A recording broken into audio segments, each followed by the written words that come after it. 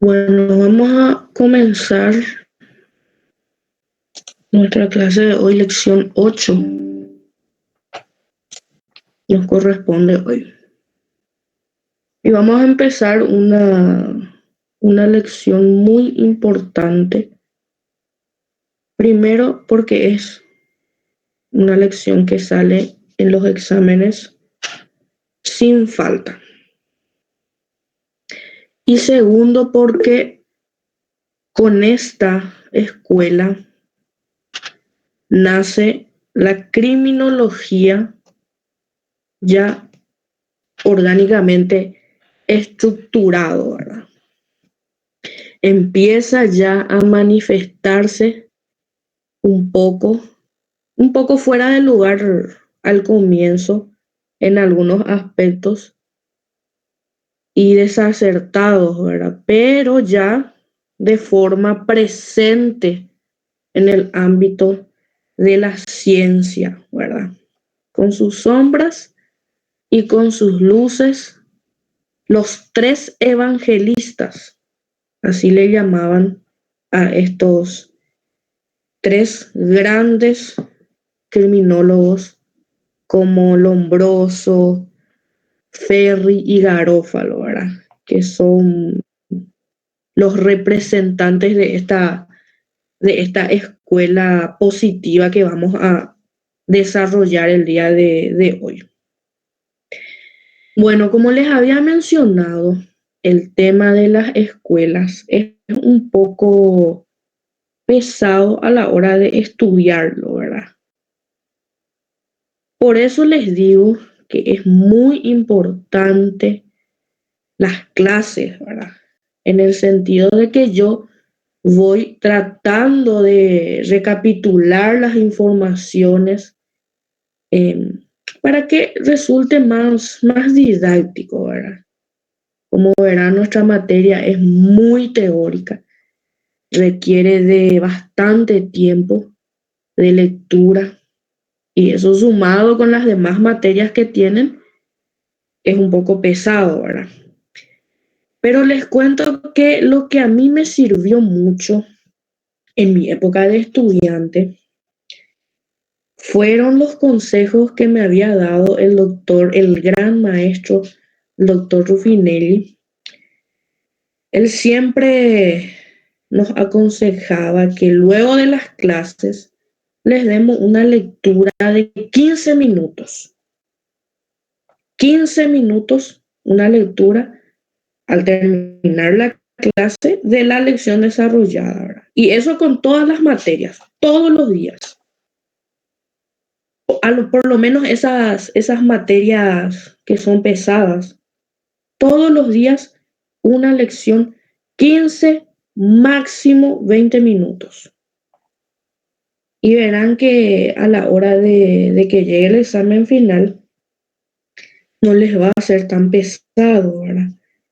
Porque está ese alumno que en 3 meses, 4 meses, creo que dura un semestre, no le interesó siquiera abrir el libro, ni leer, ni escuchar las clases, y llega al examen final y entra en cortocircuito. Le entra una desesperación, ¿verdad? Sufre él ahí. Pero peor es ese alumno que está conectado y ni siquiera presta esa atención, ¿verdad? Solamente está para cumplir. Yo sé que a lo mejor con este tema de la virtualidad algunos se avivan en los exámenes pensando, ¿verdad?, que así le engañan a los profesores, pero en realidad ustedes mismos se engañan, ¿verdad? Así que un pequeño consejo a la hora de llevar las materias, no solo y de la lectura por 15 minutos, verán que van a llegar sin ningún inconveniente. Y es muy importante que siempre al finalizar le den esa lectura y verán que no va a ser tan complicado, ¿verdad? Porque ya se habrán dado cuenta que criminología es muy pesado también en el sentido de que requiere mucho tiempo de lectura. Bueno, si les parece, podemos iniciar ya nuestra clase de hoy si no tienen nada que agregar.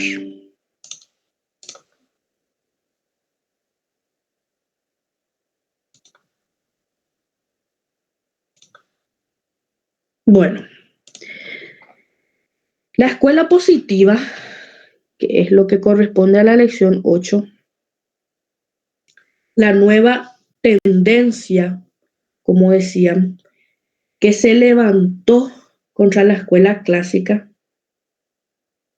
y se diferencia de la otra escuela en el sentido de que en la escuela positiva ya empieza a observarse un método de experimentación,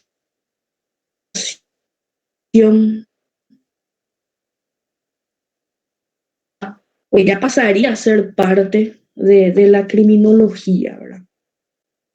Esta escuela italiana, positiva italiana, surge en los mediados del siglo XIX como una reacción a la escuela clásica, ¿verdad? Pero existieron precursores anteriores a esta escuela positiva, por la cual Lombroso se inspiró. Los precursores, los que iniciaron con esas ideas o esas teorías por la cual Lombroso se aferró para poder estructurar sus teorías y sus ideas. Y nos encontramos con estas dos teorías, la teoría de la fisonomía y la teoría de la frenología, que son teorías que sí o sí salen en el examen. Sí o sí se pregunta en el examen.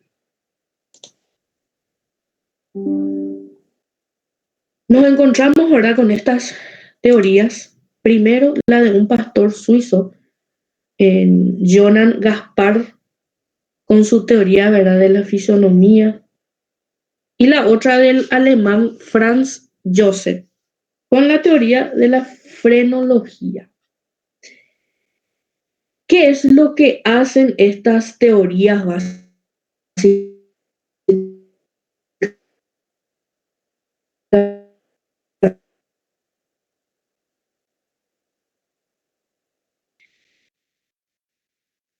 Hacían referencia de que los feos son los que cometen más delitos. Básicamente eso. Pero, profe, discúlpame, ¿pero era solamente su fisionomía facial o era su fisionomía corporal completa? Podría ser solamente su fisonomía facial. Solamente la cara. Los Él rasgos hacía del rostro. un estudio exhaustivo acerca de lo que era la estructura facial, cráneo Así facial. mismo.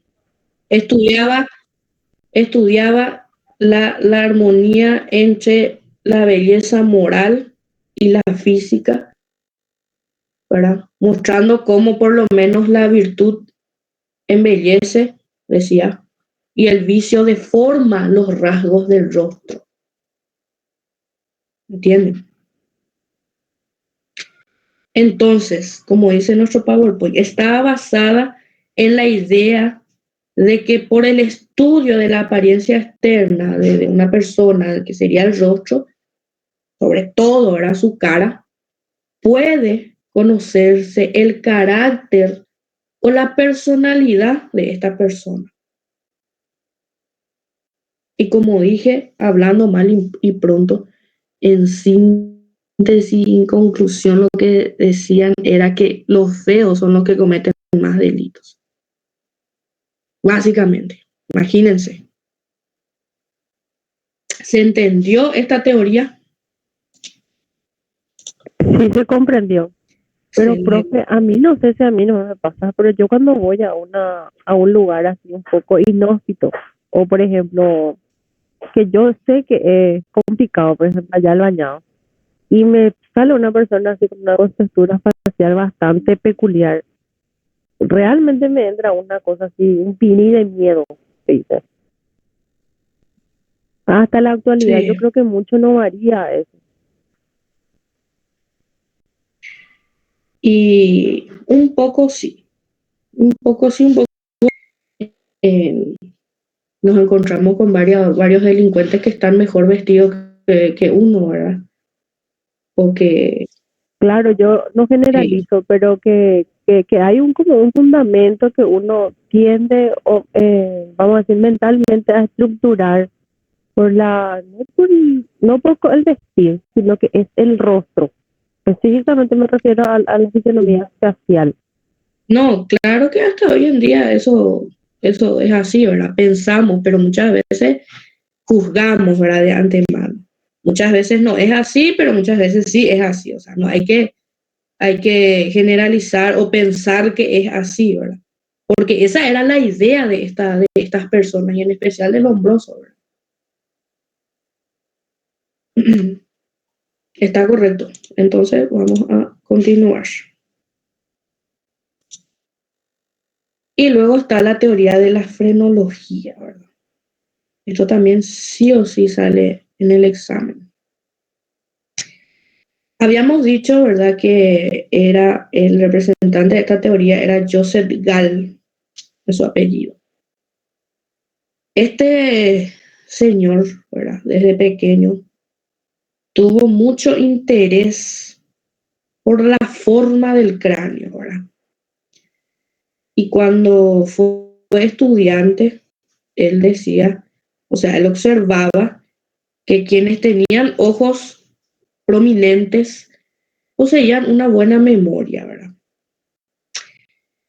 Él comenzó sus trabajos con este tema de la frenología con individuos que estaban en las cárceles, en los manicomios, en los asilos, y ya desde 1792 por ahí él comenzó a coleccionar cráneos, ya sea de humanos o de animales, inclusive llegando ya a tener 300 cráneos humanos recolectados, ¿verdad?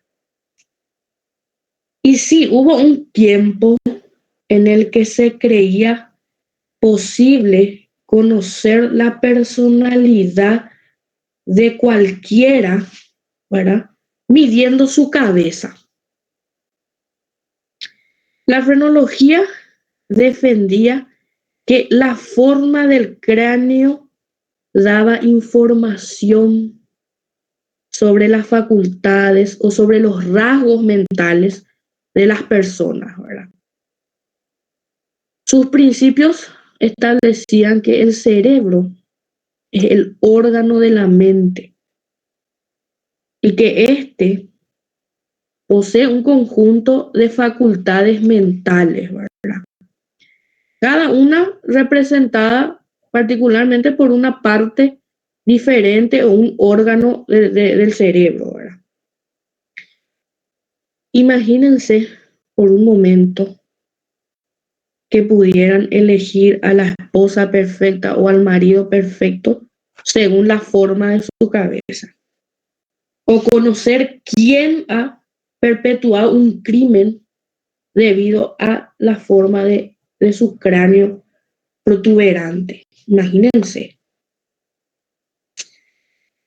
Aparentemente, estos tenían o sea, lo que básicamente decían respecto a los criminales eran que estos tenían un desarrollo cerebral diferente al resto de la población y ellos combinaban un órgano de adquisición que estaba acá por encima de la oreja, estaba ese órgano. ¿Y qué hacía ese órgano? Hacía que aumentara la tentación de robar. O sea, había una protuberancia, una elevación, como un bultito en esta parte, arriba de la oreja. Y eso hacía que aumentara la tentación, supuestamente, de robar. Y ellos decían porque en esta parte creo que se asociaba con la conciencia. Entonces, si esto estaba un poquito más elevado o había un bultito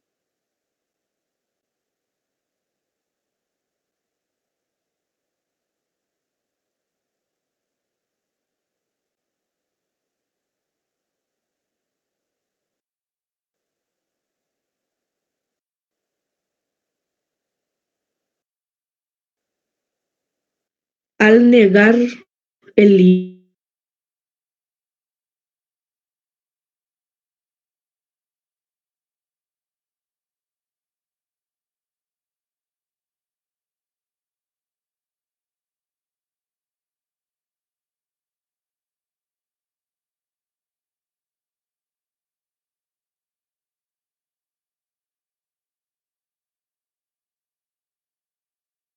el positivismo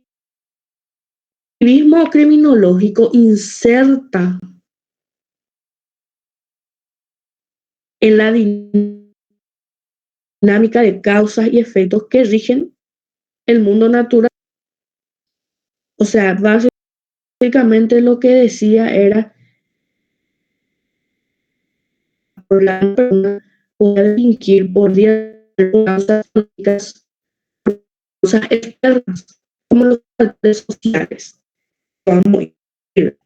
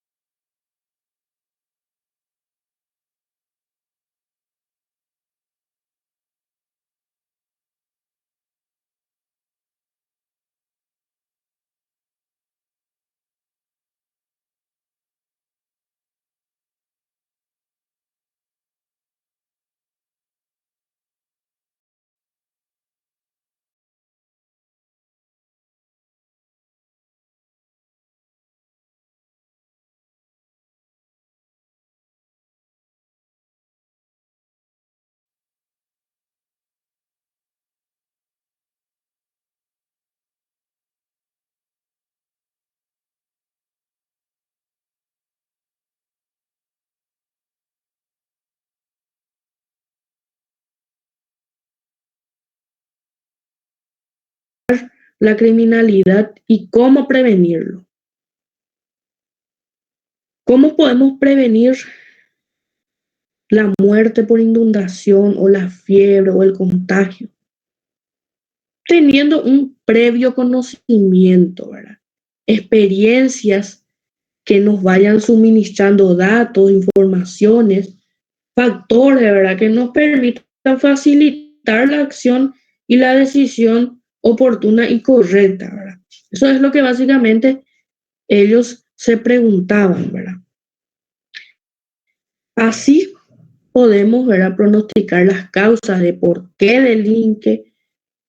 Con tal conocimiento aplicaremos, ¿verdad?, el correctivo, ¿verdad? Y como consecuencia lógica podemos controlar entonces así el problema, ¿verdad? Pero antes que nada, a la escuela positiva hay que estudiarlos por fases, porque la escuela positiva pasó por varias fases de evolución. ¿Qué son? Y es pregunta del examen. ¿Cuáles son las fases de la escuela positiva? La fase antropológica, la fase sociológica y la fase jurídica. Esas son las fases de la escuela positiva. Y suelo repetir y repetir, y de igual forma algunos no me saben responder. Y vamos a empezar con esta primera fase, la fase antropológica de César Lombroso, ¿verdad? César Lombroso fue un personaje muy interesante y con gran peso en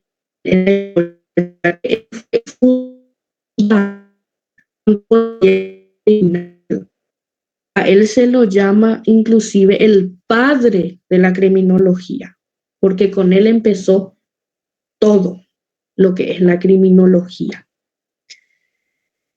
La doctrina de Lombroso influyó en la medicina, en la educación, en el derecho.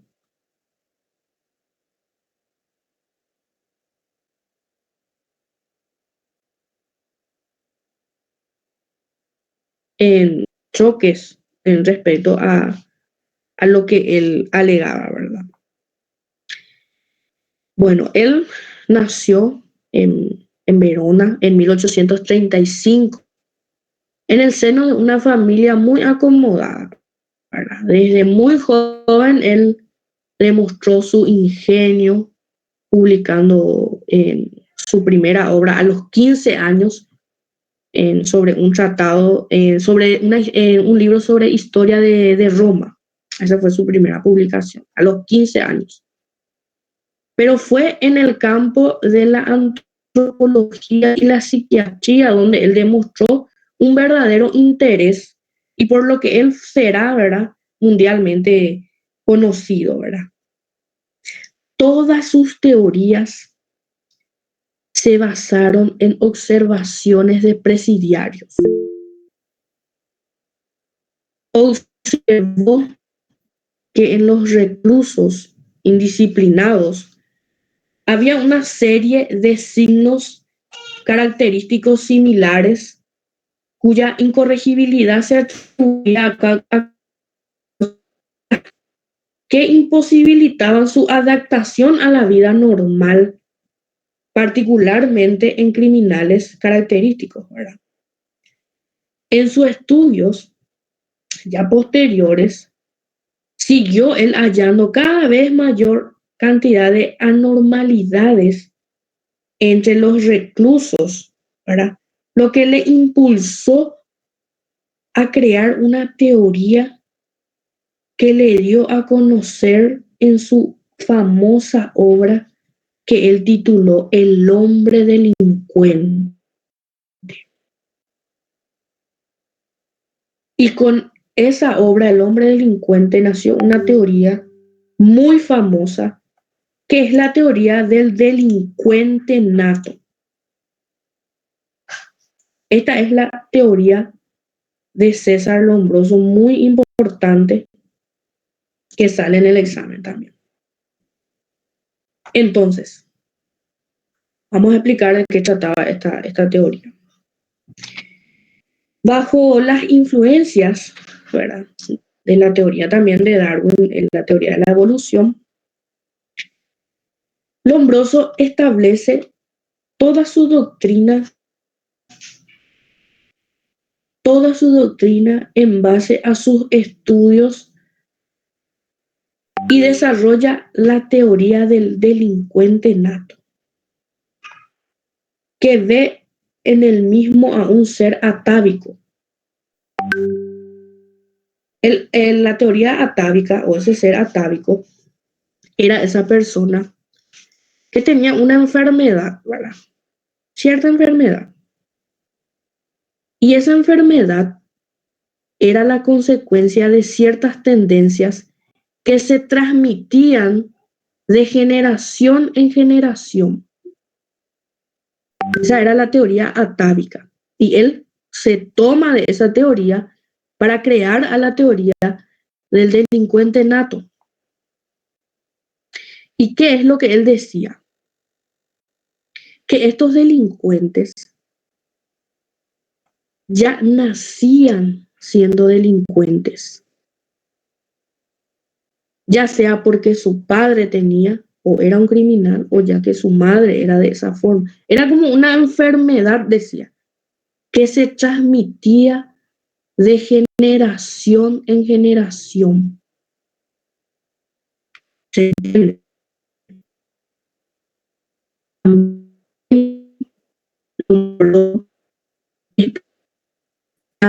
De los rasgos primitivos que caracterizaban a los delincuentes.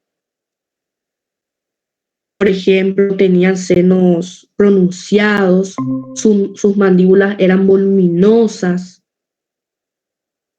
O sea, el objetivo final de su trabajo sería poder llevar a cabo detenciones preventivas. O sea, retener a los criminales antes que cometan un delito.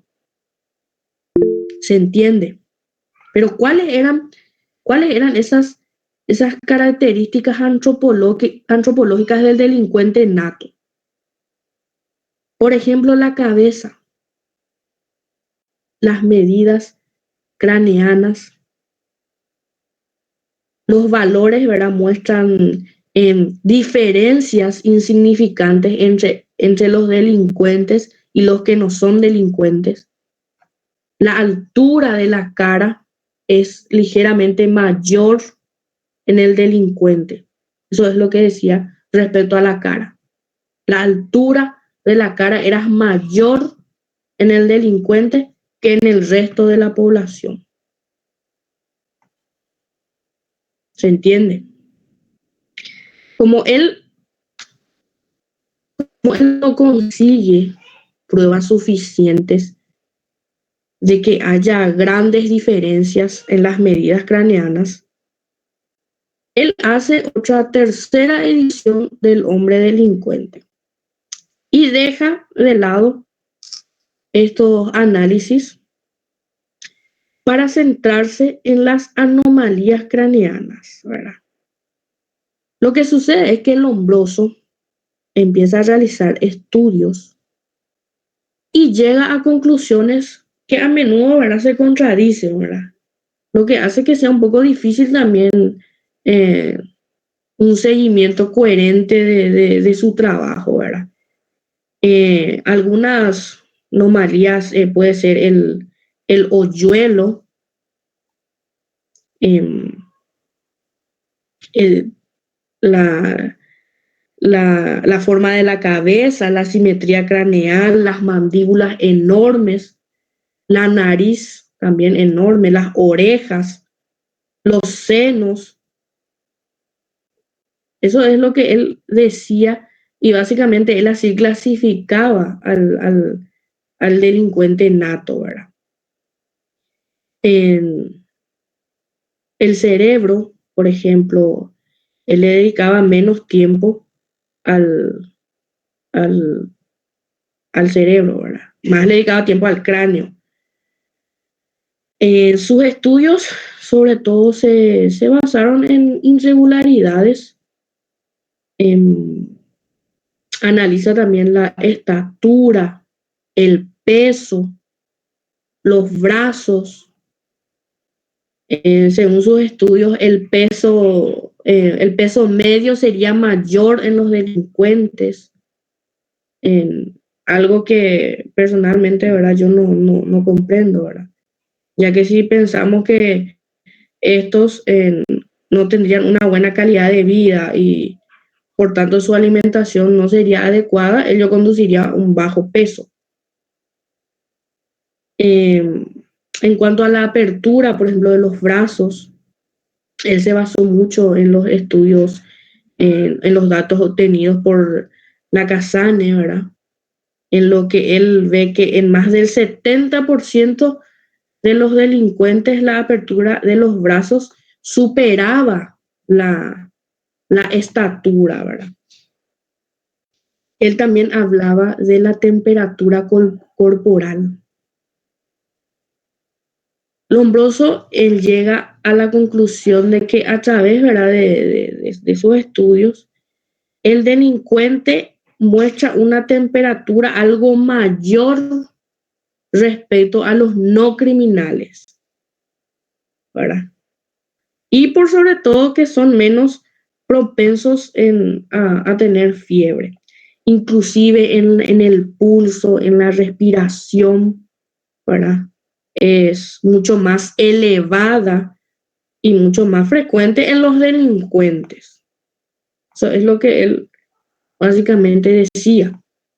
También hizo un estudio de los caracteres psicológicos, entre los cuales quizás el más relevante es la presencia de tatuajes en los delincuentes y en la región corporal donde aparezcan. Él decía, por ejemplo, que en los homosexuales sería más frecuente encontrar tatuajes en las nalgas, ¿verdad?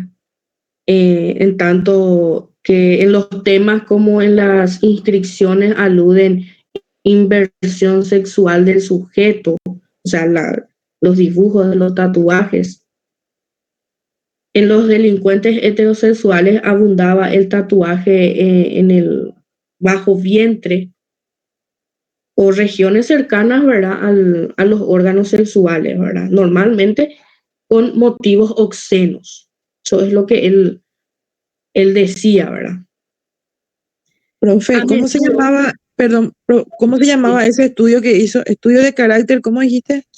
Caracteres psicológicos. Ya. Y es el más famoso porque él decía que la presencia de tatuajes era porque era delincuente la persona. Y también daba una división en qué parte del cuerpo él tenía ese tatuaje. Si era un homosexual, era en las nalgas. Si era un heterosexual, abundaba bajo el vientre o en regiones cercanas, ¿verdad?, de los órganos sexuales, ¿verdad? Eso es lo que él básicamente opinaba, ¿verdad? A menudo se da, ¿verdad?, entre los delincuentes la práctica del autotatuaje, decía él, ¿verdad? ¿Por qué él decía eso? Porque supuestamente esa insensibilidad del dolor es la que lleva al hombroso a establecer una conexión entre el tatuaje y la insensibilidad general del delincuente. ¿Entiendes? Discúlpame, él era médico o era psiquiatra. Él era médico.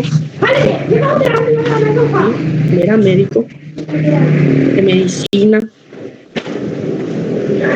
Por eso él hacía esos estudios en la medicina y en la psiquiatría, pero más él se especializó en la psiquiatría. Bueno, un momentito. Justo me entró una llamada. Ahí está. Bueno, vamos a continuar.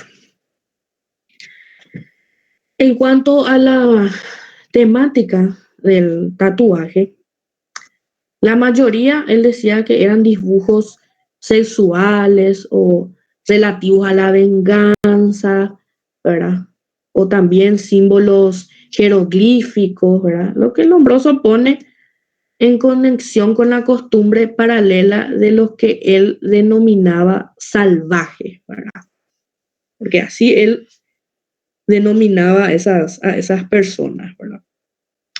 Lo curioso de todo esto es que si nos fijáramos muy bien en el propio Lombroso y estudiásemos los caracteres atávicos que tanto él desarrolló en sus trabajos, se harían resultados muy divertidos, ¿verdad? Porque si nos fijamos en la fotografía, ¿verdad?, que está en el post, podemos ver también que el padre de la criminología presenta también algunas características que tanto él buscaba entre los delincuentes, por ejemplo, como la nariz prominente, el peso mayor a la medida, ¿verdad?, a juzgar por el rostro, ¿verdad?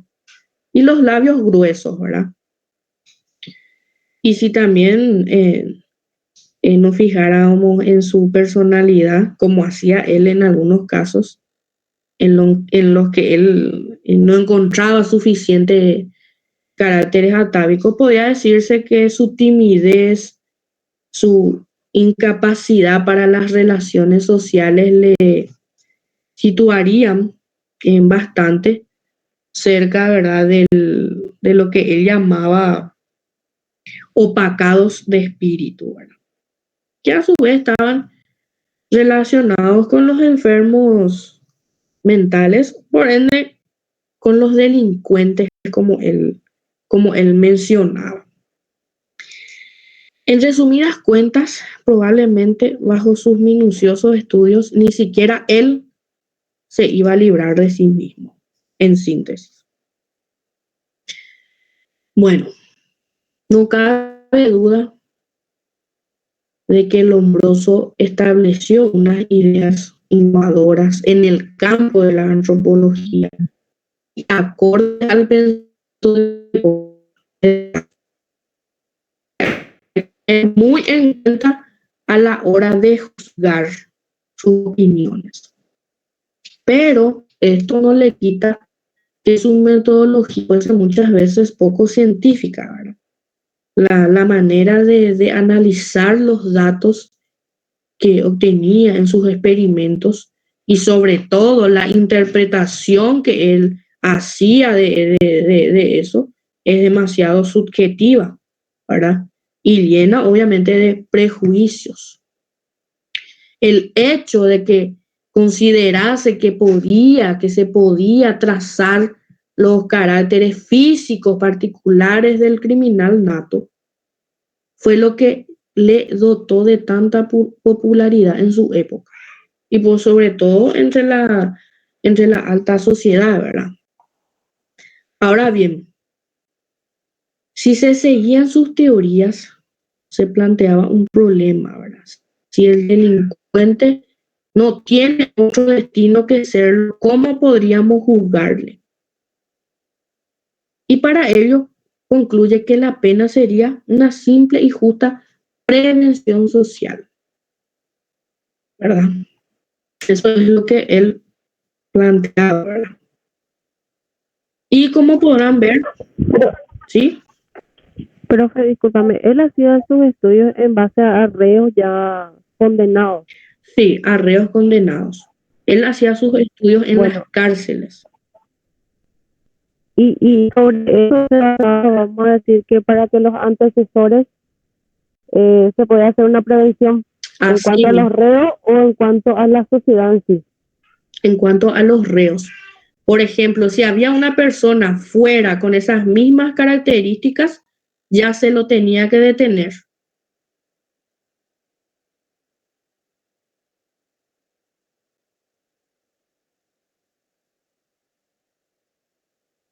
Pero él solamente hacía sus estudios en las cárceles.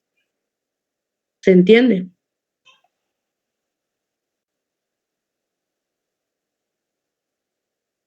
Bueno, el delincuente nato, entonces, era aquel delincuente impulsado por su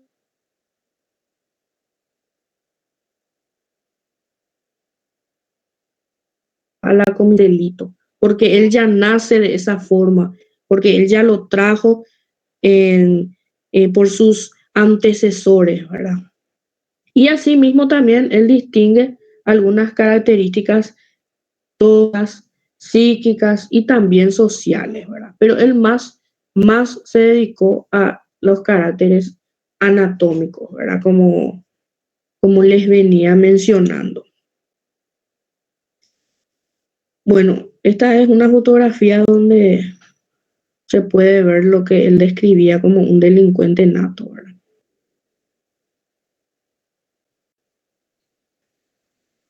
Casualmente eso era un bahillo y entonces... En otras palabras, ¿verdad?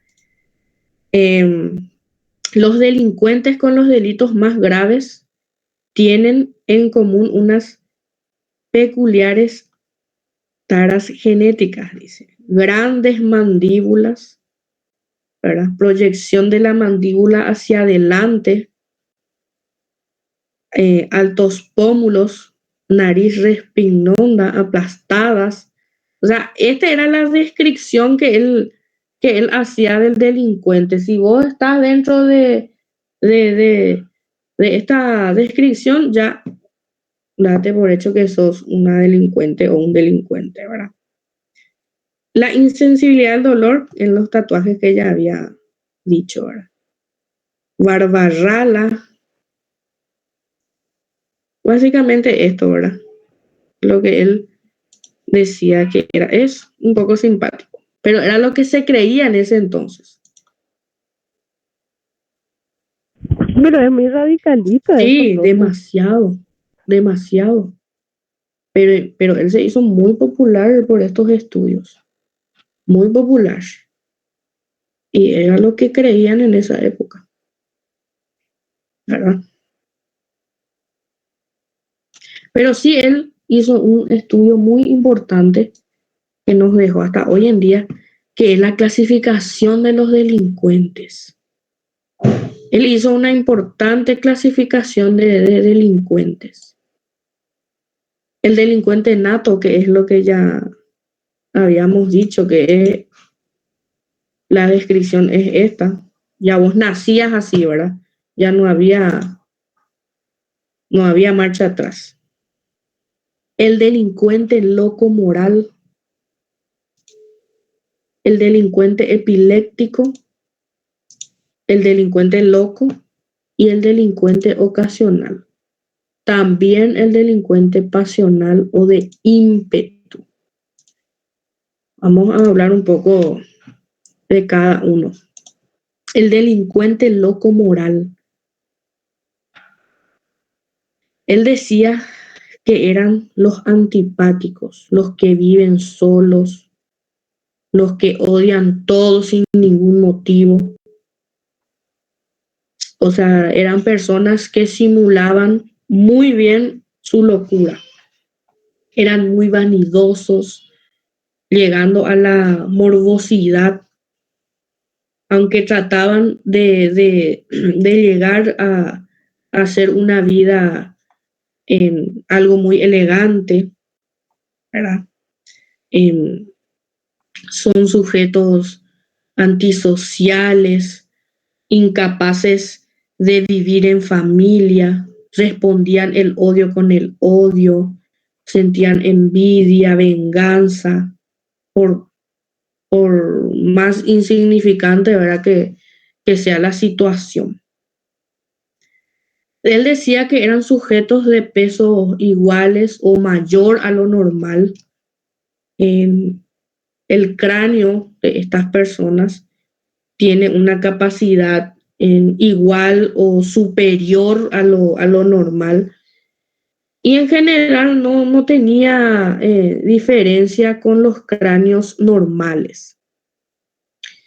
Entonces se trata de un individuo que no llega a comprender el sentimiento moral, ¿verdad? Siendo indiferente en el plano efectivo, ¿verdad? Transformándose esta en diferencia, en odio, en venganza y ferocidad, ¿verdad? Y cuando entraban en colisión con la ley, ya que estos delincuentes consideraban que tenían derecho de hacer mal, ¿verdad? Saben, ¿verdad?, que los tatuajes son una divisa criminal, entonces ellos se rehúsan en tener plasmados, ¿verdad?, en su cuerpo, ¿verdad? Y a esos él llamaba delincuente loco moral, ¿verdad? Eran antisociales, incapaces de vivir en familia. Esos tipos de personas eran delincuentes loco moral. Luego estaba el delincuente epiléptico. Para Lombroso, la epilepsia era una señal de criminalidad. Esta podía, ¿verdad?, manifestarse de la manera habitual, ¿verdad?, con ataques o darse sin ninguna manifestación aparente, ¿verdad? Y en ambos casos hablaríamos de uno de los delincuentes más peligrosos, según Lombroso, ¿verdad? Estos delincuentes se caracterizaban por ser vagos, supuestamente también por ser amantes de animales, eh, por ser destructivos, vanidosos. Lombroso también señalaba que tenían tendencia al suicidio, ¿verdad? Y que junto con los locos morales son los únicos que buscan asociarse para delinquir. Entonces, básicamente, esa era la persona delincuente epiléptico. ¿Se entiende? Luego está el delincuente loco, aparte de lo que es loco moral. El delincuente, o sea, Lombroso distingue entre los locos delincuentes y los delincuentes locos. Los locos delincuentes son enfermos que no razonan y que no son responsables de sus actos. Esos son los locos delincuentes. Y los delincuentes locos, en cambio, cometían un delito para luego enloquecer en la prisión. Esa era la diferencia que Lombroso dejaba, ¿verdad? Y él indicaba que los delincuentes locos, o sea, había tres tipos de delincuentes locos. Estaba el alcohólico, el histérico y el matoide. El alcohólico, el histérico y el matoide. El primero era el alcohólico, ¿verdad? El que se embriaga y comete delitos, ¿verdad?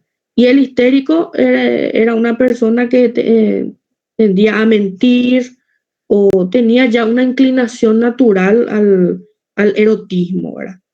Y el matoide, por su parte, está en esa línea que separa de la cordura y la locura, o sea, delinquen por impulso. Entonces, eso eran las personas, o sea, los delincuentes locos que decía Lombroso.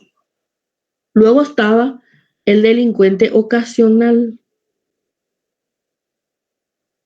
Lombroso dice que los delincuentes ocasionales se podían clasificar en tres grupos: los pseudocriminales, los criminaloides y los delincuentes profesionales.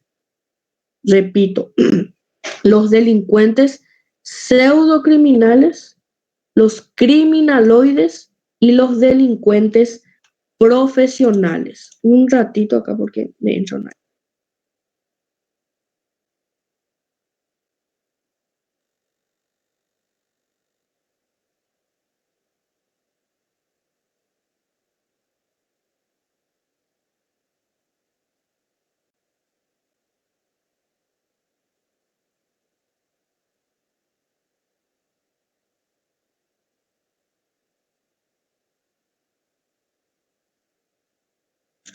Bueno, discúlpenme, pero tenía que avisar. Bueno, estábamos en delincuente ocasional. El delincuente ocasional, él decía que se clasificaba en tres, ¿verdad? Los pseudocriminales, los criminaloides y los delincuentes profesionales. Los pseudocriminales eran los que cometían delitos involuntarios, sin perversidad. O sea, siempre estaban motivados por la necesidad, ¿verdad?, de realizarlos o en defensa propia. Esos eran los pseudos criminales. Los criminaloides son los que cometen delitos movidos o presionados por las circunstancias, ¿verdad? En condiciones normales no los cometerían, aunque tengan cierta predisposición a ellos, ¿verdad? Eso eran los criminaloides. Y finalmente los delincuentes profesionales son aquellos que combinaban sus actividades legales con delitos. Eso eran los delincuentes profesionales. Estos tres que están dentro de los delincuentes ocasionales, como él lo llamaba. El delincuente pasional. El delincuente pasional actúa por impulso, sostenía él, ¿verdad? Movido por pasiones nobles, ¿verdad? Las pasiones bajas están reservadas únicamente a delincuentes comunes, él sostenía, ¿verdad?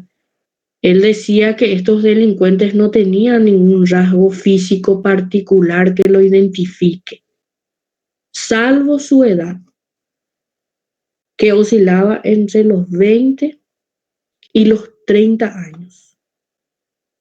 Eso es lo que él decía, ¿verdad?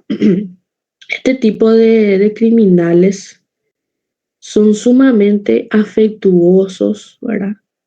Y sienten una gran conmoción después de cometer el delito. A veces intentan suicidarse inclusive, ¿verdad? Y los motivos que los llevan a cometer un crimen puede ser por duelo o por una pasión política. Esos eran los motivos, ¿verdad?, que llevaban a estas personas a cometer crímenes. Esta clasificación de los delincuentes vamos a dar con más profundidad en otras lecciones, en donde vamos a estudiar, ¿verdad?, cada una de ellas con lindos ejemplos, ¿verdad? Pero básicamente eso era lo que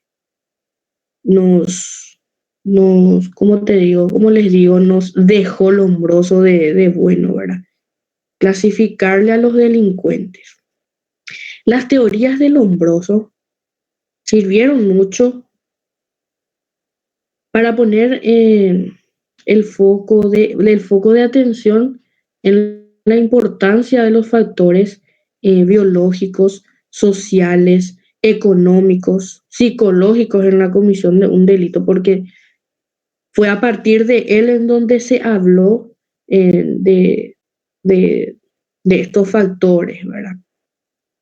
Aunque sus postulados estuvieron vigentes durante muchos años, ya fueron superados por otros investigadores que desarrollaron la criminología moderna y fijaron sus estudios en la criminalización, en el ambiente, ¿verdad? Cómo influye el ambiente en el delincuente, ¿verdad?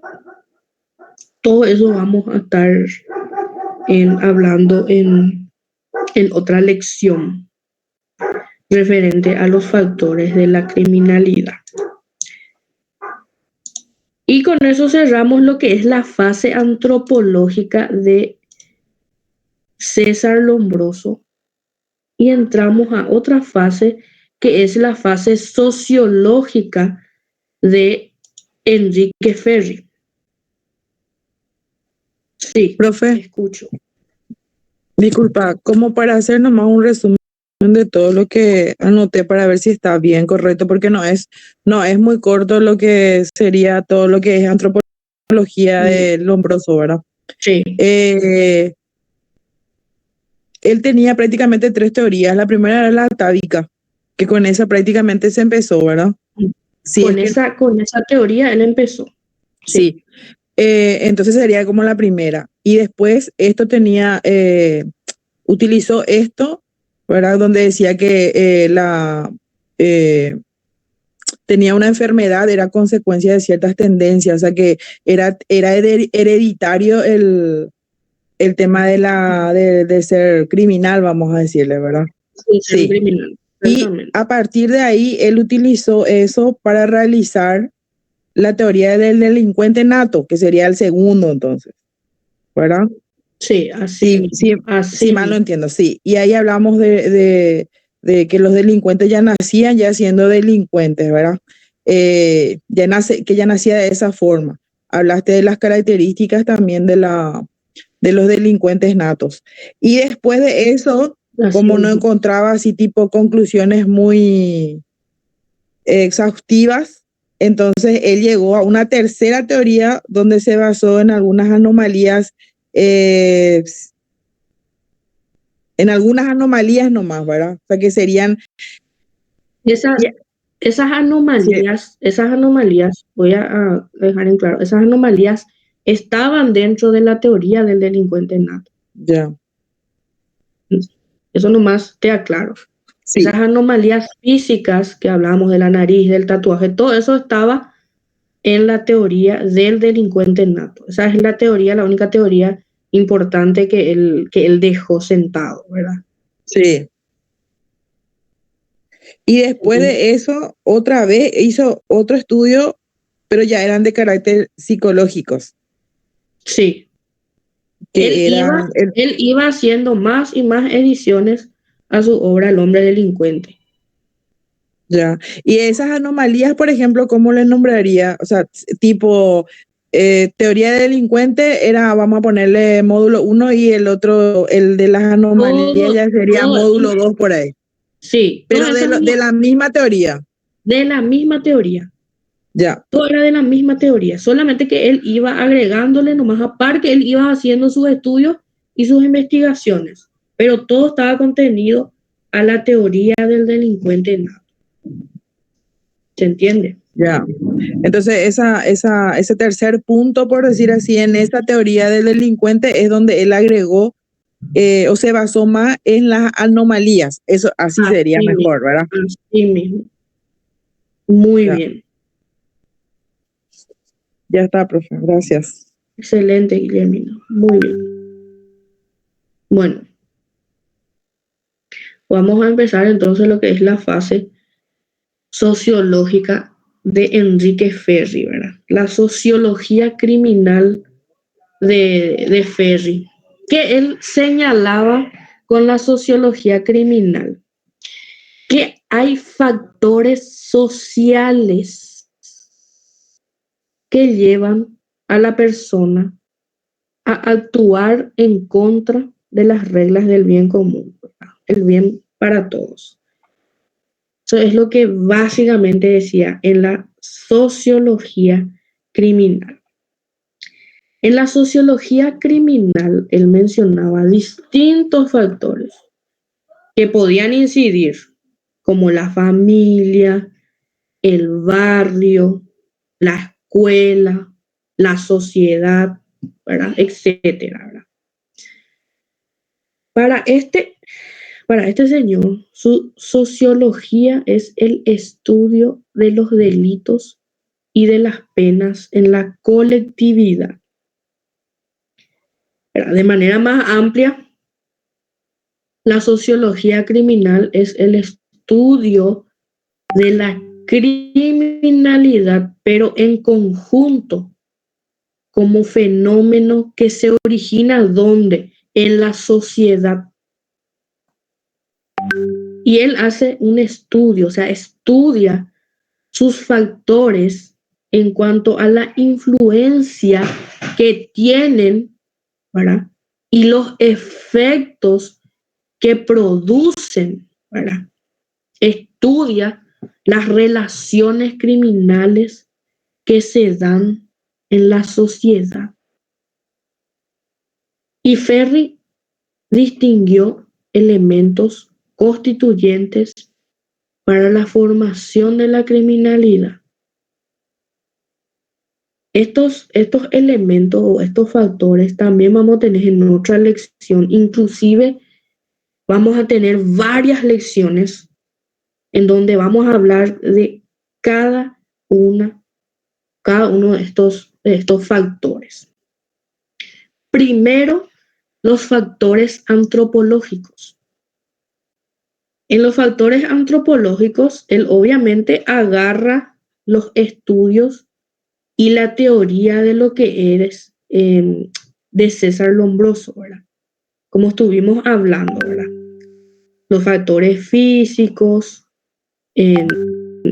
mejor dicho, las características personales del delincuente, por ejemplo, la edad, el sexo, la constitución psíquica, todo eso estaba dentro de la antropología, de los factores antropológicos, ¿verdad? La constitución orgánica del delincuente, como vimos en la fisionomía, eso también influía a que una persona se convierta en un delincuente. Luego, él hablaba de otro factor, que eran los factores físicos, él llamaba, que podían ser el clima, la naturaleza, imagínense, eso también podía incidir en una persona. Y obviamente los factores sociales, el ambiente social, ¿verdad?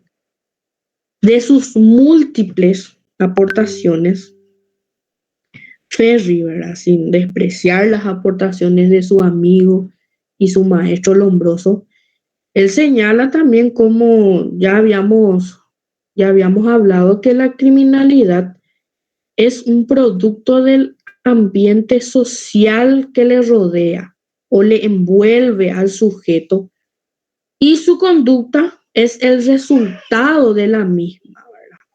Por ejemplo, en, en la diversidad en la población, en los centros urbanos, en el campo, eh, la clase o tipo de opinión pública sobre las costumbres, las religiones, la constitución familiar, el régimen educativo, todo eso, el uso de las drogas, cómo todo eso incide en una persona, ¿verdad?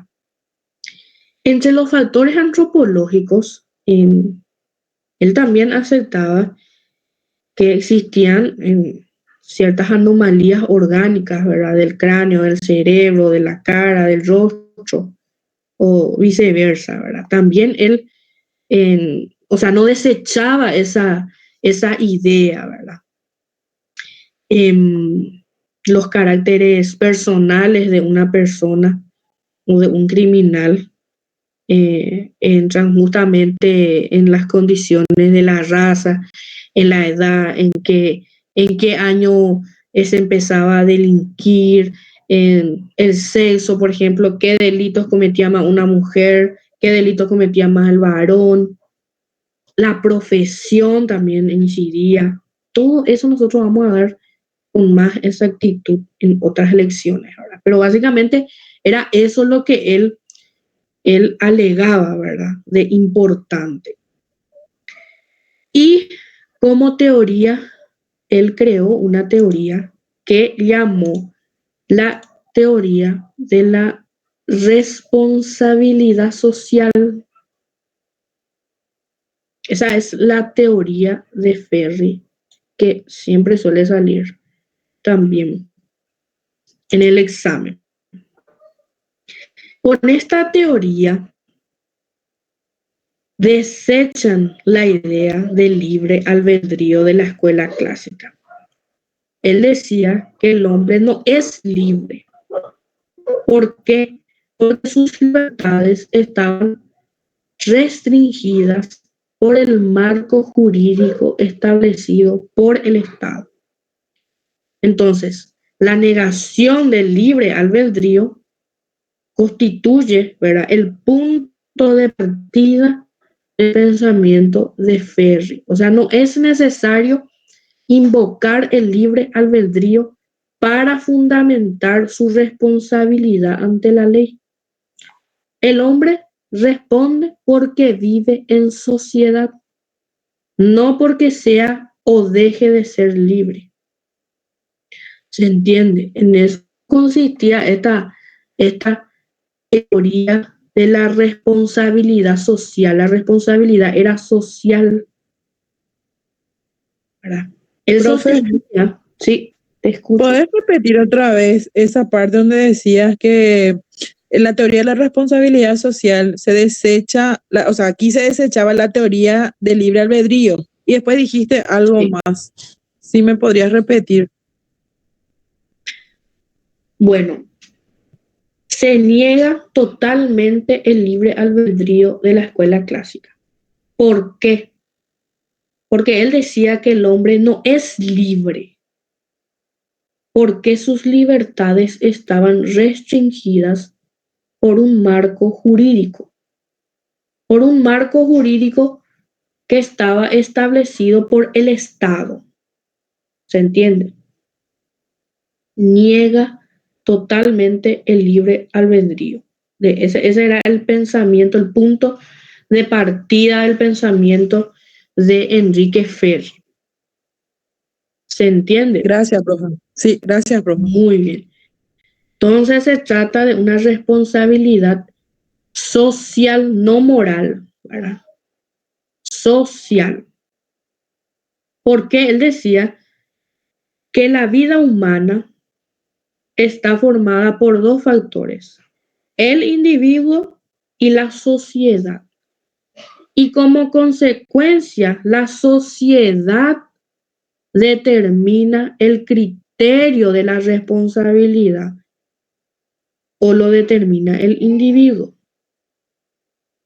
Entonces, el individuo no existe solo como tal de sí mismo, sino más bien como un miembro de la sociedad. Ni el individuo tiene existencia sin la sociedad, ni la sociedad puede hacer abstracción del individuo. Entonces, esa era la idea de Enrique Ferri, que tomó la escuela positiva. ¿Se entendió? Estas teorías de Enrique Ferri, estos factores de la criminalidad, vamos a estar dando en otras lecciones con más profundidad. Y vamos a estudiar la de cómo él pensaba y de cómo hoy en día podría influir ciertos factores en la criminalidad y cuáles factores vamos a desecharlo totalmente. Bueno, Profe, para salir de ella que vas a entrar en otra fase, esta fase de la sociología de Enrique Ferri, dijiste que él tenía una obra que se llamaba Sociología Criminal. así es. En esa sociología criminal estabas diciendo que había factores que influían, ¿verdad?, para la criminalidad, que era, por ejemplo, la familia, el barrio, la escuela. Eso también formaría parte con los factores de la antropología, lo físico y lo social, No, o son otro tipo. Otro tipo son, porque él dividía esos factores. Los factores antropológicos, que era lo que él sacaba de las ideas de Lombroso. Los factores físicos, que ya son aparte, que podría ser el clima, la naturaleza, la temperatura, todo eso era los factores físicos. Cómo incidía, por ejemplo, el invierno, el verano.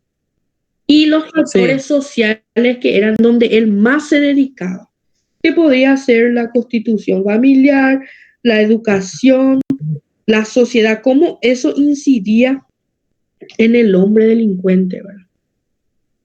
En eso ese es lo que me faltó, porque estaba hacer la caracterización de cada uno, y antropológicos el que estábamos dando con Lombroso. Así y los físicos que dijiste, clima y naturaleza, y lo social al ambiente social, ¿verdad? Y en eso entraba el tema, por ejemplo, la familia, el barrio y la escuela. Todo eso vamos a dar en otras lecciones. Vamos a tener una sola lección que va a ser de factores antropológicos, otra de factores físicos y otra de factores sociales. Y vamos a dar cada uno de esos temas. Vamos a dar lo que Ferri nos planteaba y lo que hoy nosotros como criminología moderna podemos agarrarlo y sostenerlo, ¿verdad? Y poder decir, sí, puede ser también que esta persona delinca por esta razón, ¿verdad? Vamos a ir atando cabos, ¿verdad? Se entendió entonces hasta acá las dos fases para entrar en la última fase, que es ya una fase jurídica de Garófalo. Sí, profe. Y dijiste también que la teoría de la responsabilidad social era uno de los temas para el que suele salir en el examen. Muy bien. Esta escuela positiva, a lo menos en la teoría del delincuente nato, más de lo que es César Lombroso, siempre suele salir en el examen. Y los factores de la criminalidad de Enrique Ferri también. Esos son sí o sí preguntas de examen.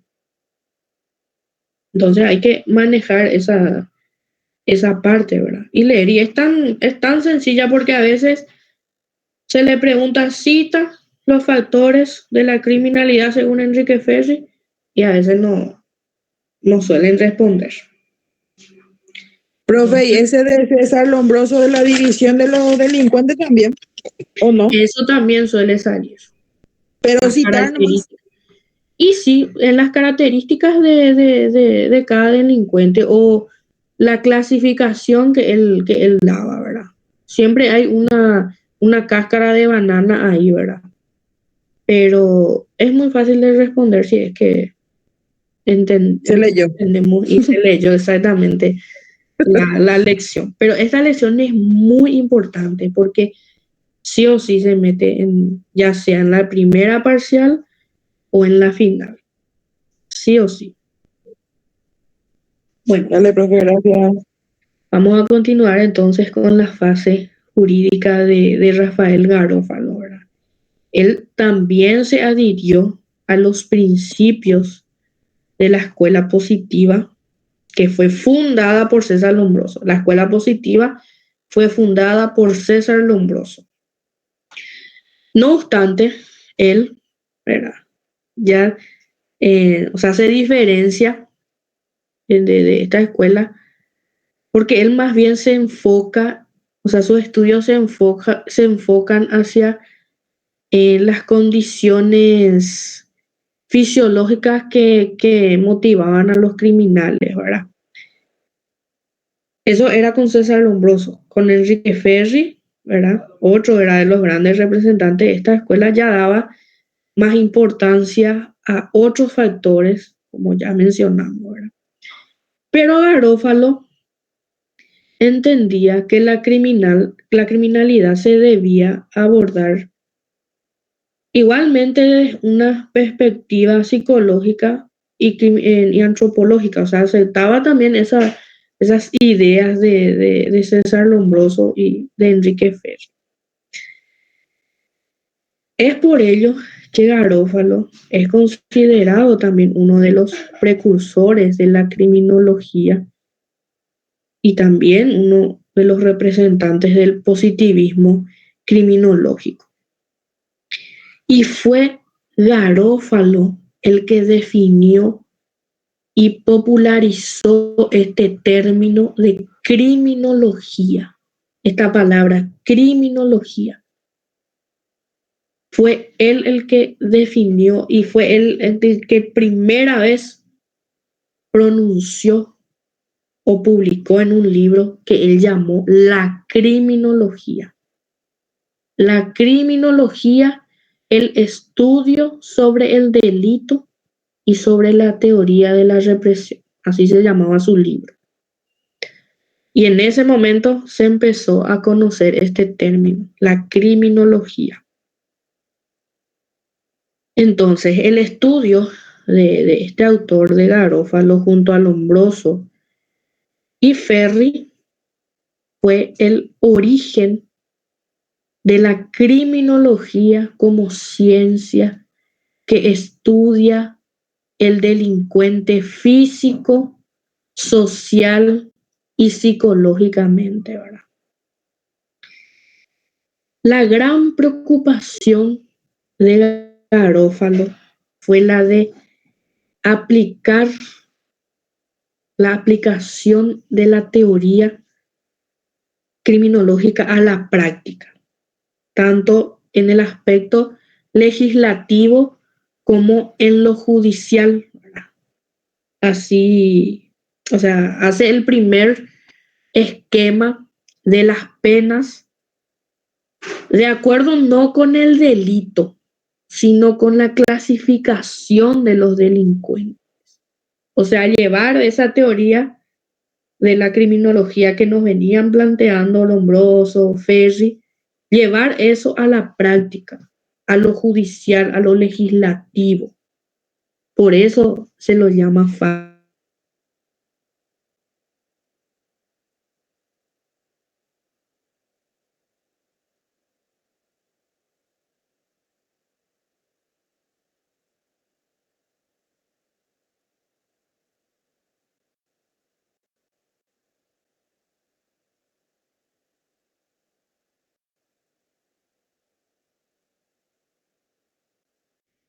Que denominó teoría del delito natural, en el cual él trata de definir lo que por naturaleza era y siempre había sido delito a través de los tiempos.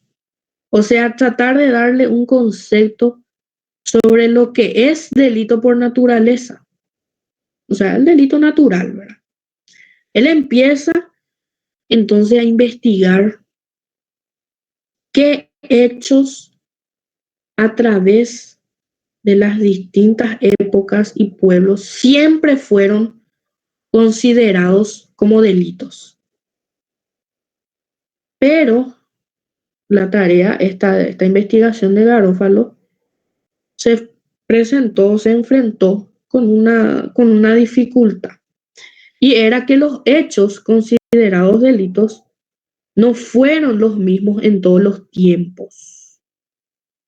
Y se da el caso de que hechos que hoy son delitos, antes no lo eran en la antigüedad. Por ejemplo, matar por piedad al padre enfermo no era considerado un delito, ¿verdad? En ese entonces.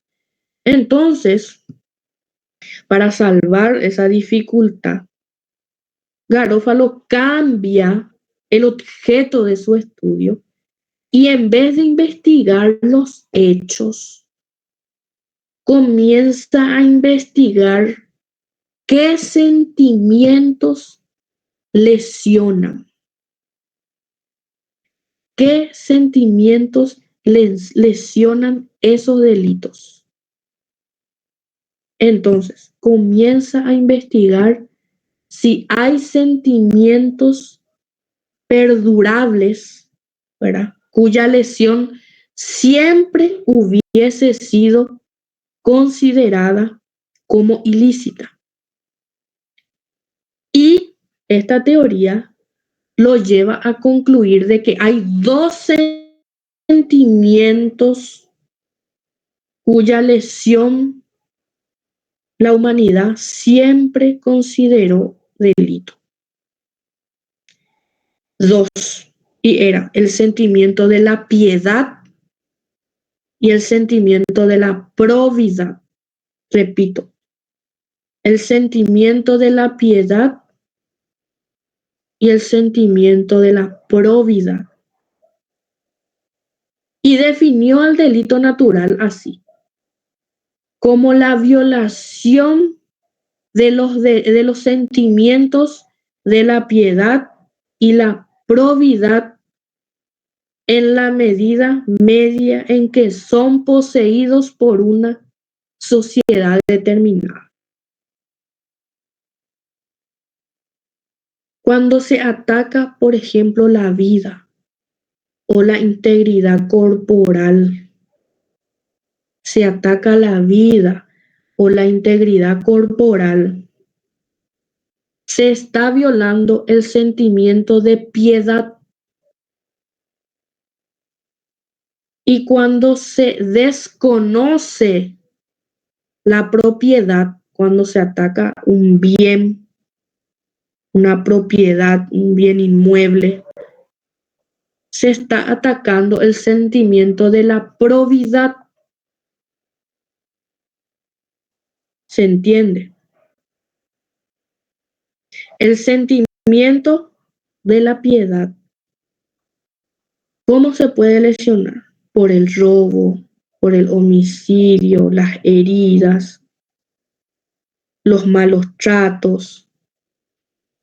El sentimiento de la probidad puede ser lesionado por incendios, daños a una propiedad. ¿Se entiende? A esa conclusión llegó Rafael Garófalo con su teoría del delito natural. Y fue eso, ¿verdad?, que se agregó en la fase de la fase jurídica de la escuela positiva.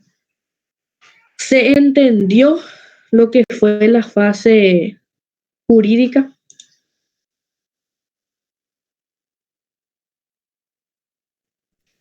Profe, en la fase jurídica, entonces, Rafael Garófalo lo que hizo fue prácticamente unificó las dos teorías o sea, la fase de la sociología y de la antropología, Sí.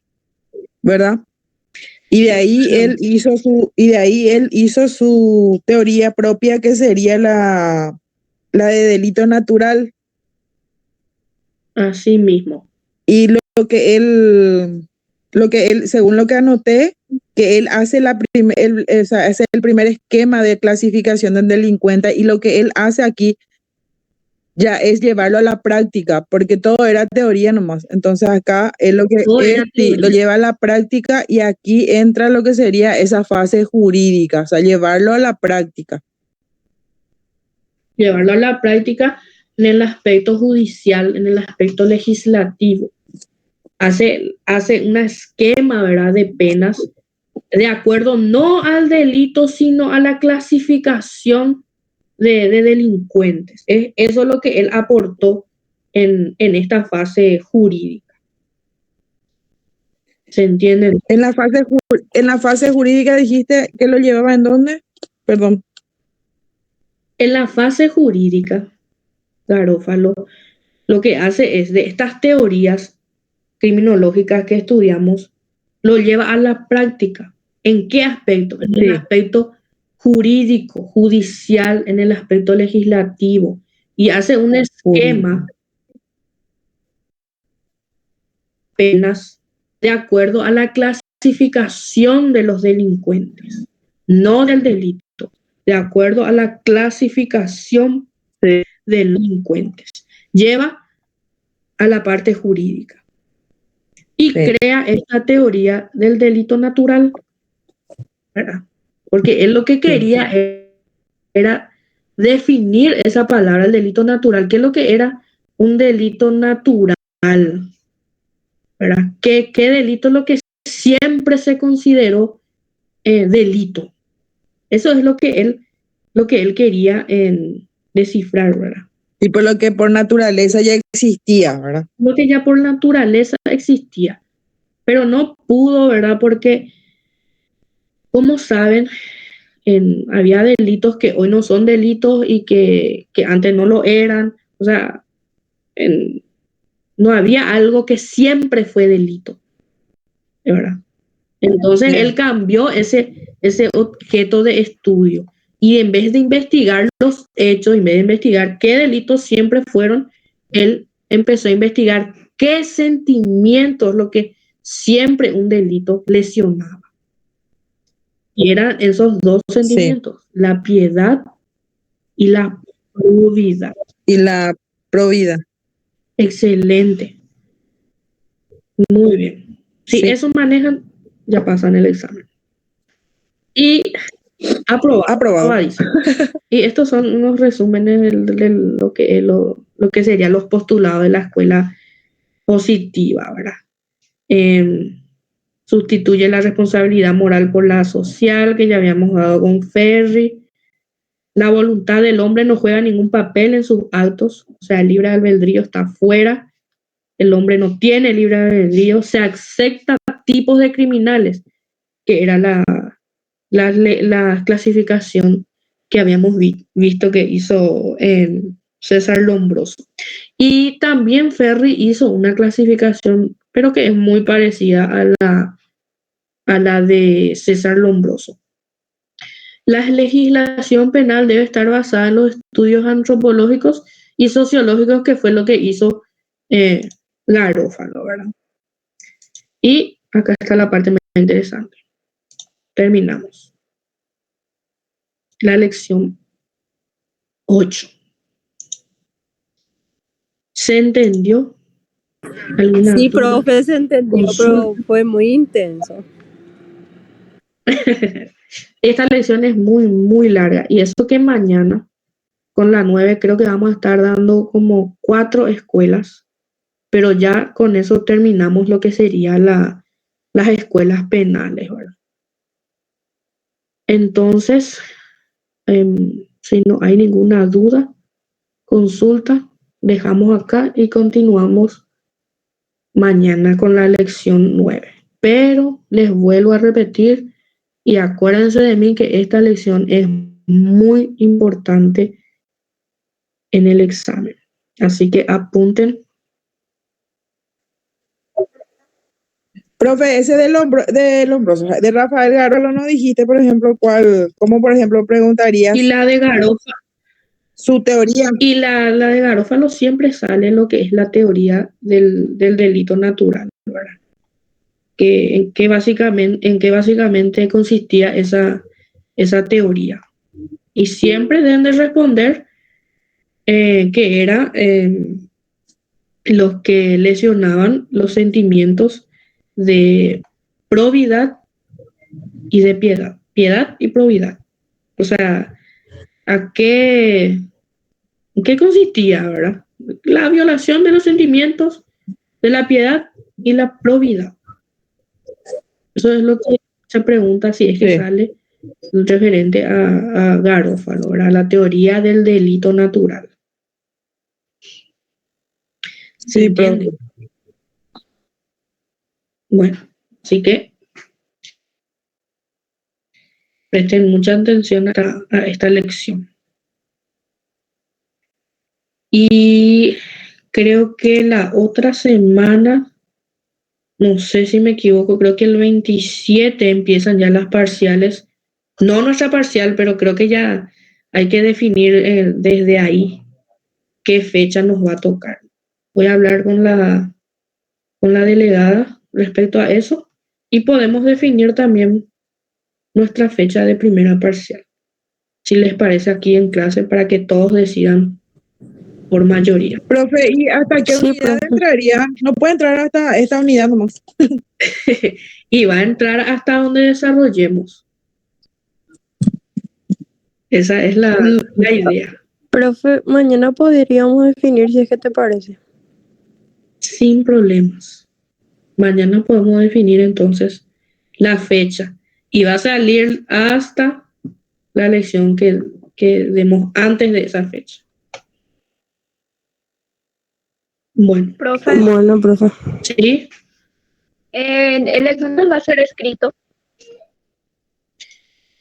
los exámenes parciales siempre son escritas. Siempre son escritas. Dale, profe. Selección múltiple. La final, el examen final, sí, no les puedo decir si va a ser escrito o oral. Eso decide el doctor, ¿verdad? Pero el año pasado fue escrito y Pero ¿es virtual, profe, o es presencial? eso sí, voy a tener que hablar con el doctor a ver qué él propone. Yo creo que va a ser virtual. Adelante, pero no quiero confirmar. No sé cómo se está manejando otras cátedras respecto a eso. Eso Tengo entendido que podemos definir con el doctor. No sé si me estoy equivocando o si ustedes manejan esa información. Sí, profe, de hecho que es cuestión de conversar con él nada más. Exactamente. Eso dejen a mi cargo. Yo voy a conversar con él y decidimos si hacemos presencial o de forma virtual. Obviamente que les vamos a estar avisando de antemano. ¿Está bien? Sí, profe. Gracias. Bueno, entonces continuamos mañana con la lección 9. Si les parece. Nos Sí, vemos. profe, muchas gracias por la clase. Hasta mañana, profe. Hasta mañana, Carlos. Hasta mañana, profe. Chao. Hasta mañana, Chao, Matías. profe. Chao, chao. Que tenga un genial día, profe. Igualmente, Freddy, gracias.